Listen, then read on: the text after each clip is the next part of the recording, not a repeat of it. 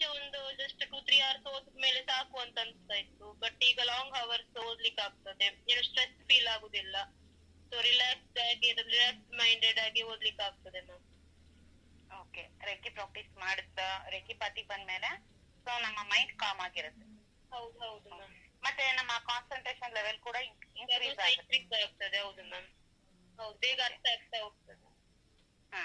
ಮೊದ್ಲು ತುಂಬಾ ಕಷ್ಟ ಅಂತ ಅನ್ನಿಸ್ತಿದ್ದು, ಸೊ ಒಂಥರ ಈಸಿ ಗೋಯಿಂಗ್, ಪರವಾಗಿಲ್ಲ, ಆರಾಮ್ ಅಂತ ಅನ್ಸುತ್ತೆ. ಮತ್ತೆ ಓದಿದ್ದು ಕೂಡ ನೆನಪಿನಲ್ಲಿ ಉಳಿಯುವಂತದ್ದಾಗುತ್ತೆ. ಹೌದು ಮ್ಯಾಮ್. ಸೊ ಅಲ್ಲ, ಯಾಕೆಂದ್ರೆ ಇದು ನಾನು ಬೇರೆ ವಿದ್ಯಾರ್ಥಿಗಳಿಂದ ಕೇಳಿದ ಅನುಭವ.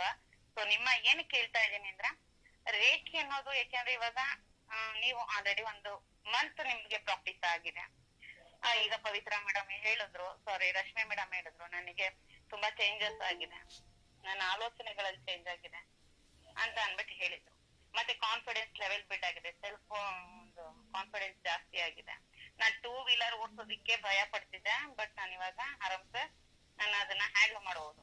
ಅಂದ್ರೆ ನಮ್ಮ ಬಗ್ಗೆ ನಮ್ಗೆ ಗೊತ್ತಿಲ್ಲ, ಏನೋ ಏನಾಗಲ್ಲ, ಇದೊಂದು ಸ್ಟಾರ್ಟ್ ಬರುತ್ತೆ. ಹೌದು ಈ ತರ ಬರುತ್ತೆ. ಸೊ ಪವಿತ್ರ ಮೇಡಮ್, ನಿಮ್ಮ ಅನಿಸಿಕೆ